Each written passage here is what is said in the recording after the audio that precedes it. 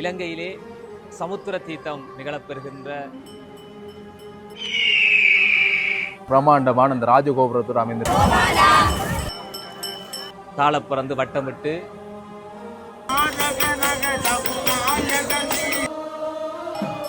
கூர்ம அவதார கஷேத்திரமான இந்த பொன்னாலயம் பதியிலே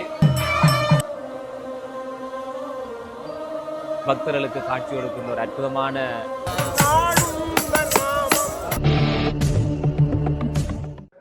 அனைவருக்கும் வணக்கம். வரலாற்று சிறப்புமிக்க பொன்னாலை வரதராஜ பெருமாள் தேவஸ்தானத்தில் நிற்கிறேன் யாழ்ப்பாணம். நீங்கள் பின்னால் பார்க்கக்கூடிய மாதிரி இருக்கும் பிரம்மாண்டமான இந்த ராஜகோபுரத்தோடு அமைந்திருக்கக்கூடிய ஒரு சிறப்பு வாய்ந்த வரலாற்று சிறப்புமிக்க ஆலயம். நேற்றைய நாளில் ரதோற்சவம் சிறப்பாக இடம்பெற்றிருந்தது. காணொலியூடாக உங்களுக்கு காண்பித்திருந்தான் பலரும் பார்த்துருப்பீங்க. இன்றைய நாளில் தீர்த்தோற்சவம் இங்கே நீங்கள் பார்க்கக்கூடிய மாதிரி இருக்கும். தீர்த்தம் என்று சொல்லுங்கள், ஆனால் நீங்கள் முன்னாலே ஒரு மஞ்சம் நிறுத்தி வைக்கப்பட்டிருக்கிறது என்ற ஆலயத்துக்கு முன்னாலே. இந்த மஞ்சத்திலே எழுந்தருளித்தான் பார்த்தீங்கன்னா இந்த ஆலயத்தில் இருக்கக்கூடிய வரதராஜ பெருமாள் தீர்த்தம் காண்பதற்காக செல்ல போகின்றார். எங்கே என்று பார்த்தீங்கன்னா கடலுக்கு செல்ல போகின்றார். அங்கே திருவடையிலே தீர்த்தக்கரைக்கு செல்ல போகின்றார். அங்கே நீங்கள் பார்க்கலாம். இப்பொழுது ஆலயத்தின் உள்ளே இருந்து பூஜகர்கள் வந்து கொண்டிருக்கக்கூடிய காட்சி. அந்த தீர்த்தத்துக்கு செல்வதற்கான ஆயத்தங்கள் நிகழ்ந்து கொண்டிருக்கின்றன. இந்த திருமஞ்சத்திலே மாடுகள் பூட்டப்பட்டு ஒரு பவனியாக இங்கே இருந்து அந்த தீர்த்தக்கரைக்கு செல்வார். ஈழத்திலே இப்பொழுது சில ஆலயங்கள்ல தான் பார்த்தீங்கன்னா இந்த சமுத்திர தீர்த்தம், அதாவது கடலுக்கு நேராக சுவாமி சென்று தீர்த்தமாடக்கூடிய அந்த நிகழ்வு இடம்பெறுகின்றது. அப்படியாக பொன்னாலை வரதராஜ பெருமாளையும் அப்படியான ஒரு தீர்த்தோற்சவம் தான் அங்கே நீங்கள் பார்க்கக்கூடியமாக இருக்கும். பூமிலட்சுமி மகாலட்சுமி சமேதராக அங்கே வரதராஜ பெருமாள் வருகை தந்து கொண்டிருக்கக்கூடிய காட்சி. அவர் இப்பொழுது இந்த மஞ்சத்திலே எழுந்தருள செய்து மஞ்சத்திலே இருந்து அவர் இந்த மாடுகள் பூட்டப்பட்ட ஒரு பவனியாக செல்ல போகின்றார். தொடர்ந்து இந்த காட்சிகளை பார்க்கலாம். இப்பொழுது அங்கே மஞ்சத்திலே ஏற்றப்படக்கூடிய அந்த காட்சி.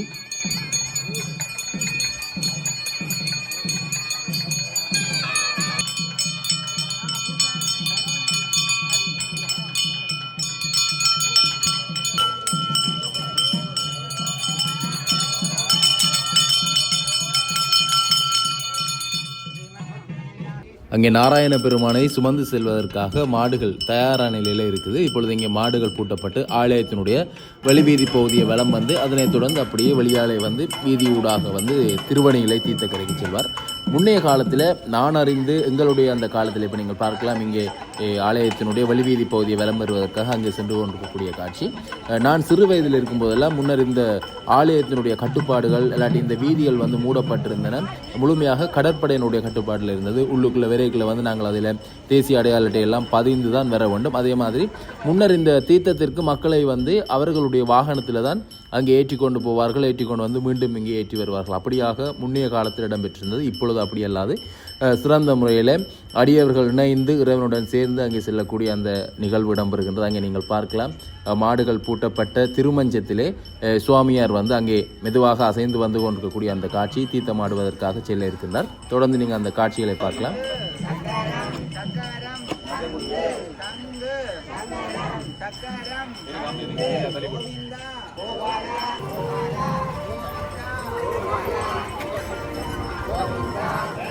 ஆலயத்தினுடைய முன் வாயில் பகுதியால் தற்பொழுது இங்கே வெளியாலே வரக்கூடிய காட்சியை பார்க்குறீங்க. தொடர்ந்து இங்கே இருந்து இந்த பவனி ஆரம்பமாக போகின்றது.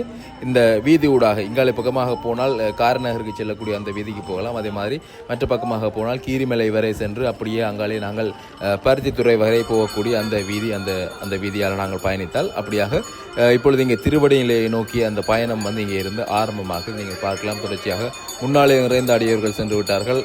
இறைவனோடு சேர்ந்து செல்லக்கூடிய சில அடியவர்கள் கூட இங்கே அவருக்கு பின்னாலே அந்த மஞ்சத்தை பிடித்தபடியே இங்கே கோவிந்தா கோபாலா என்ற அந்த கோஷம் மூலம் அங்கே சென்று கொண்டிருக்கக்கூடிய அந்த காட்சிகளை பார்க்குறீங்க. கிட்டத்தட்ட 2 தொடக்கம் 2.5 கிலோமீட்டர்கள் தூரம் கொண்டது இங்கே இருந்து அங்கே நாங்கள் தீர்த்தக்கரைக்கு செல்லக்கூடிய அந்த இடம். இறைவனுடன் சேர்ந்து நடந்து வருவார்கள் பலர். அங்கே நீங்கள் பார்க்கக்கூடியமாக இருக்கலாம்.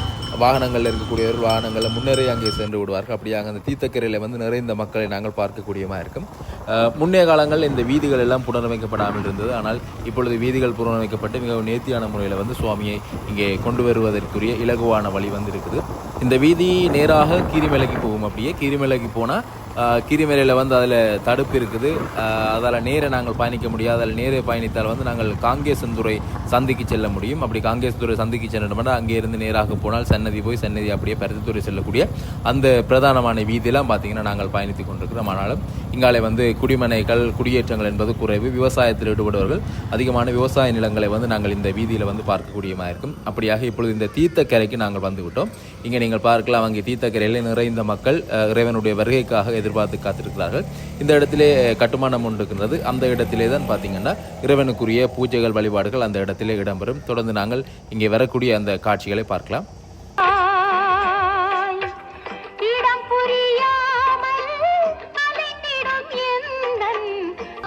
தீர்த்தக்கரையை நோக்கி நாராயணன் மஞ்சத்தில் எழுந்தருளி அழகாக அங்கே வந்து கொண்டிருக்கின்றார். ஒரு சிறப்பான அற்புதமான காட்சியாக இருக்கும். நாங்கள் இப்படியான காட்சியை வந்து நாங்கள் இனி அடுத்ததாக இடம்பெறக்கூடிய எங்களோட வள்ளிபுரம் ஆயவன் ஆலயத்தில் கூட இதை பார்க்கக்கூடியமாக இருக்கும். சக்கர தாழ்வாராக போற்றப்படக்கூடியவர் அவர் வந்து சிறப்பாக வங்கக்கடலில் தீர்த்தமாடுவதற்கு செல்வார். அந்த நாள் அந்த சமுத்திர தீர்த்தம் எல்லாம் மிகவும் சிறப்பாகவும் பக்திபூர்வமாக இடம்பெறும். லட்சம் அடியவர்களை நாங்கள் அங்கேயும் பார்க்கக்கூடியமாக இருக்கும். இங்கேயும் குறைவில்லாது நிறைந்த அடியவர்களை நாங்கள் பார்க்கக்கூடியமாக இருக்கின்றது. அப்படியாக இந்த திருவடிநிலை தீர்த்தக்கரையும் ஒரு புனிதமான தீர்த்தக்கரை. நிறைந்த ஆலயங்கள், குறிப்பாக இங்கே பராளை முருகனுடைய தீர்த்தோற்சவம் கூட இந்த இடத்திலே தான் இடம்பெறுகின்றது. அப்படியாக இங்கே நீங்கள் பார்க்கலாம், தொடர்ச்சியாக நிறைந்த மக்கள் இந்த தீர்த்தோற்சவத்திற்காக இங்கே வருகை வந்திருக்கார்கள். நேற்று நாளில் தேர்திருவிழாவில் கூட நாங்கள் நிறைந்த மக்களை பார்க்கக்கூடிய மாதிரி இருந்தது. அப்படியாக இங்கே நீங்கள் பார்க்கலாம். இப்பொழுது மஞ்சத்திலே இருந்து சுவாமி இங்கே இறக்கப்பட்டு சுவாமி வந்து அங்கே நம்ம முன்னர் சொன்னது போல அந்த இடத்திலே சுவாமிக்குரிய பூஜைகள் ஆராதனைகள் இடம்பெற்று முடிந்ததன் பின்னர் அங்கே நீங்கள் பார்க்கக்கூடிய மாதிரி இருக்கும். அழகான ஒரு காட்சி.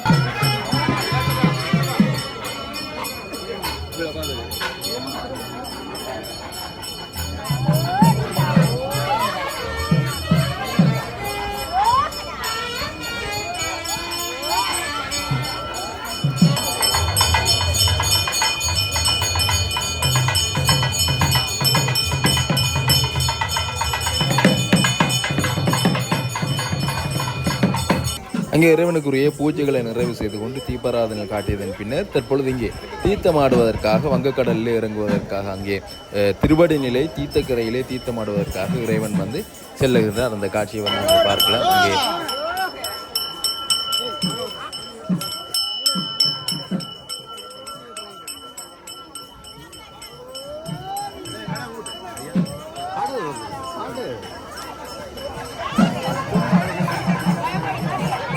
சுவாமி தீர்த்தமாடுவதற்காக அங்கே கடலில் உள்ளே சென்று கொண்டிருக்கின்றனர். தற்பொழுது அங்கே தீர்த்தோற்சவம் மிகவும் சிறப்பாக அவருக்கு அங்கே அபிஷேகங்கள் இடம்பெறப் போகின்றன. அந்த காட்சியில் வந்து நீங்கள் தொடர்ந்து பார்க்கக்கூடியமாக இருக்கும்.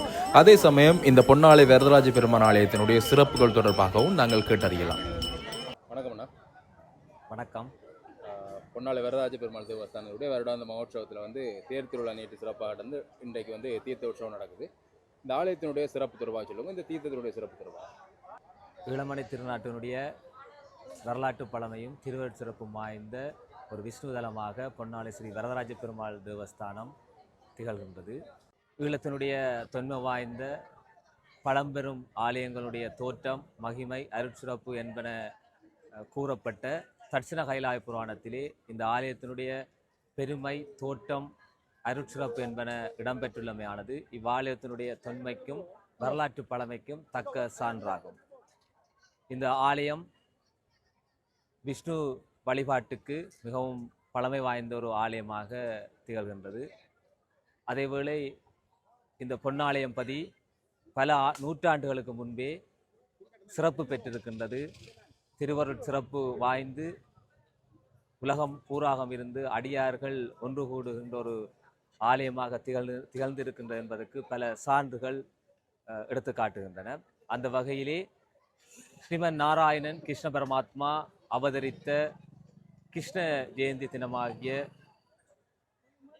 ஆவணி மாதத்து அட்டமி திதியும் ரோகிணி நட்சத்திரம் கூடிய கிருஷ்ண ஜெயந்தி தினத்தினை ரதோற்சவமாக கொண்டு உற்சவம் நிகழ்கின்ற ஈழத்தின் பழம்பெரும் விஷ்ணு ஆலயமாக இந்த பொன்னாலயம் பதி திகழ்கின்றது. அந்த வகையிலே ஆவணி மகோற்சவத்திலே மொத்தம் 19 தினங்கள் உற்சவம் நிகழப்பெறுகின்றது. நேற்றைய தினம் ரதோற்சவம் இந்த ஆலயத்தினுடைய மிகச் சிறப்பாக நிகழப்பெற்றிருக்கின்றது. கொடியேற்றத்துடன் ஆரம்பமாகி 16 தினங்கள் நிகழப்பெற்று 17வது தினமாகிய நேற்றைய தினம் கிருஷ்ண ஜெயந்தி விசேட தினத்திலே ரதோற்சவம் நிகழப்பெற்று பல்லாயிரக்கணக்கான ஆடியார்கள் ஒன்று கூடி பக்திபூர்வமாக இந்த ஆலயம் பக்திபூர்வமாக இந்த தேர் திருவிழா நிறைவேற்றிருக்கிறது. 18வது தினமாகிய இன்று தீர்த்தோற்சவம் மிகச் சிறப்பாக நிகழப்பெற்று கொண்டிருக்கின்றது. இலங்கையிலே சமுத்திர தீர்த்தம் நிகழப்பெறுகின்ற ஆலயங்களில் இந்த பொன்னாலை ஸ்ரீ வரதராஜ பெருமாள் ஆலயமும் முக்கிய இடத்தினை வகிக்கின்றது. ஏறத்தாழ 2-3 கிலோமீட்டர்களுக்கு தூரத்திலே இந்த திருவடிநிலை சமுத்திர தீர்த்தத்திலே எம்பெருமான் தீர்த்தமாடுவதற்காக எருதுகள் பூட்டப்பட்ட திருமஞ்சத்திலே ஸ்ரீதேவி பூமிதேவி சமேதராக வரதராஜ பெருமான் பொன்னாலயம் ஆலயத்திலிருந்து இந்த திருவநிலை தீர்த்தக்கரையிலே தீர்த்தமாடுவதற்காக வருகின்ற இந்த நிகழ்வானது அற்புதம் நிறைந்ததாகவும் தனிச்சிறப்பு வாய்ந்ததாகவும் காணப்படுகிறது. இன்றைய தினம் கடைசி ஆவணி ஞாயிறு விசேட தினத்திலே இந்த தீர்த்தோற்சவம் நிகழப்பெறுகின்றது. பல்லாயிரக்கணக்கான அடியார்கள் இந்த புனித தீர்த்தம் ஆடும் இந்த திருவடி நிலையிலே ஒன்று கூடியிருக்கின்றார்கள். இந்த திருவடி நிலை என்பது ஸ்ரீமன் நாராயணனுடைய திருவடி பதிந்த ஒரு புனித தலம், புனித பிரதேசமாக காணப்படுகின்றது. இந்த திருவடி நிலையிலே வரதராஜ பெருமாளுடைய தீர்த்தோற்சவம் நிகழப்பெறுகின்றமையானது இந்த ஆலயத்தினுடைய தனிச்சிறப்புகளில் ஒன்று. ஒரு வருடத்திலே 2 முறை மகோற்சவம் நிகழ்கின்ற ஆலயமாகவும் இந்த ஆலயம் தனிச்சிறப்பு பெறுகின்றது. கிருஷ்ண ஜெயந்தி பகவான் எங்கெல்லாம் அதர்மம் தோன்றுகின்றதோ அதர்மத்தை அழித்து தர்மத்தை நிலைநாட்டுவதற்காக யுகந்தோறும் அவதரிப்பேன் என்று கூறிய கிருஷ்ண பரமாத்மா அவதரித்த ஸ்ரீகிருஷ்ண ஜெயந்தியை ரதோற்சவமாக கொண்டு ஆவணி மகோற்சவமும்,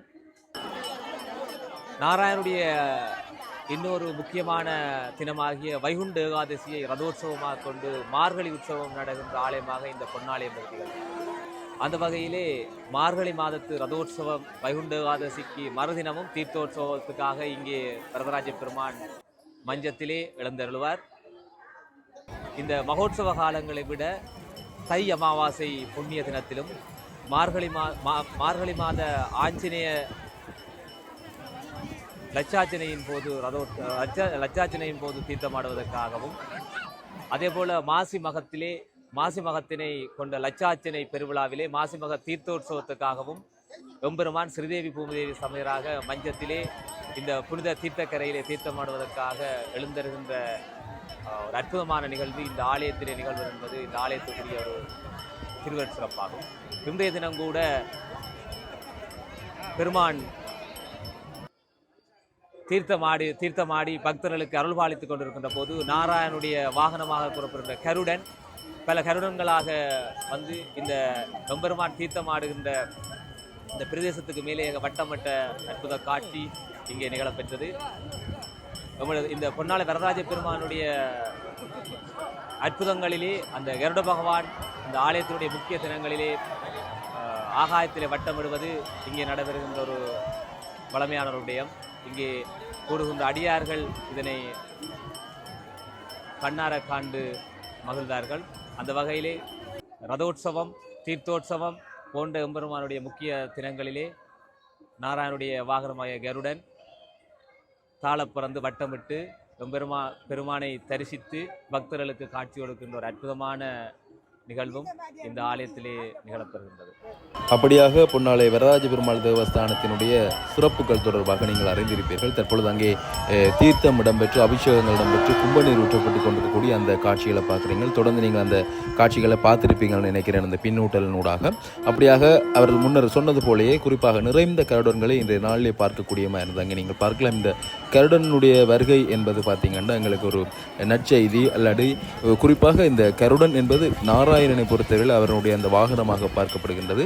நாராயணனுடைய ஆலயங்களில் வருவது பார்த்திங்கன்னா தனிச்சிறப்பை கொண்டது. ஏனென்றால் நாராயணன் தன்னுடைய வாகனத்திலே வந்து பார்த்து செல்கிறார் அல்லது வந்து மக்களுக்கு அருள் கொடுக்கிறார் என்ற மாதிரியான ஒரு தெய்வீகமான ஒரு எண்ணம் இருக்கின்றது. அப்படியான சிறப்பு பொருந்தியது இந்த பொன்னாலை வரதராஜ பெருமான் ஆலயத்தில் வந்து இந்த கருடனுடைய வருகை என்பதை வந்து நாங்கள் தாராளமாக பார்க்கலாம். ஆலயத்திலே ஞாயிற்றுக்கிழமைகளில் கூட நாங்கள் ஆலயத்தினுடைய ராஜகோபுரத்தினுடைய கலசங்களுக்கு அருகிலே வந்து அமர்ந்திருக்கக்கூடிய அந்த காட்சிகள், அங்கே மேலே இருந்து சத்தமிடக்கூடிய அந்த காட்சிகள் எல்லாத்தையும் நாங்கள் பார்க்கக்கூடியமாக இருக்கும். அப்படியாக அங்கே தீர்த்தத்தை முடித்துக்கொண்டு மீண்டும் அந்த இடத்திற்கு இங்கே வருகை தந்து பூஜைகள் இடம்பெறக்கூடிய அந்த காட்சிகளை வந்து நீங்கள் பார்க்கலாம்.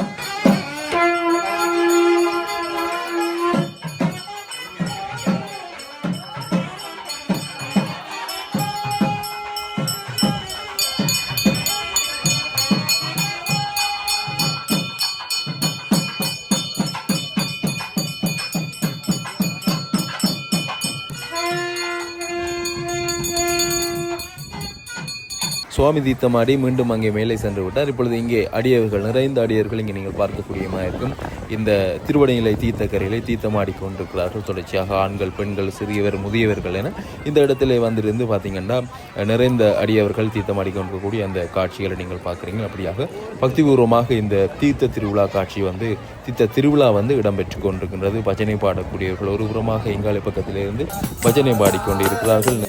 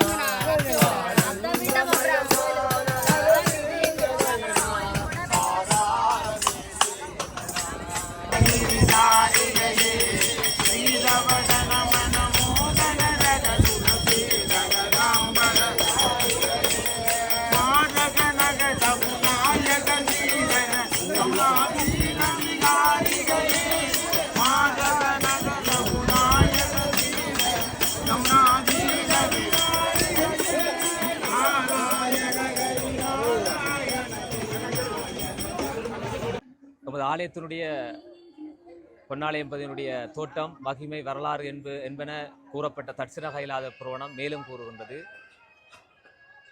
லோக ரட்சகரும் காத்தல் கடவுளாகிய நாராயணன் கிருஷ்ண ஜெயந்தியிலே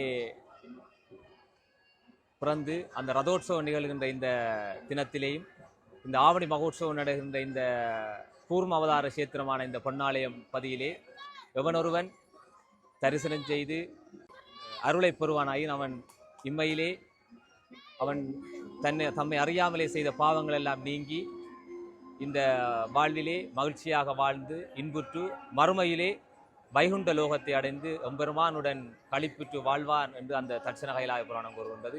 இத்தகைய வரலாற்று பழமையும் திருவருட்சிறப்பும் வாய்ந்த இந்த பொன்னாலயம் பதியிலே கூடியிருக்கின்ற அனைத்து அடியார்களுக்கும், உலகமெருங்கா எல்லாம் வாழுகின்ற அடியார்களுக்கும், எல்லாம் வெல்ல ஸ்ரீதேவி பூதேவி உடனுரைகின்ற பொன்னாலை வரதராஜ பெருமாளுடைய திருவருள் கிடைக்க பிரார்த்தித்து அமைகின்றேன். சர்வத்தின கோவிந்த நாம சங்கீர்த்தனம் கோவிந்தா கோவிந்தா கோவிந்தா. அப்படியாக மிகவும் பக்திபூர்வமாக இடம்பெற்றிருக்கக்கூடிய இந்த மகோற்சவ காலங்களில் தீர்த்தோற்சவ காட்சிகள் வந்து நீங்கள் இந்த காணொலியூடாக பார்த்திருப்பீர்கள். காணொலியை பார்வையிட்டவங்கள் அனைவருக்குமே நன்றி. காணொலி தொடர்பான கருத்துக்களை தெரிவிங்க மற்றும் ஒரு காணொலியில் உங்களை சந்திக்கின்றேன். நன்றி, வணக்கம்.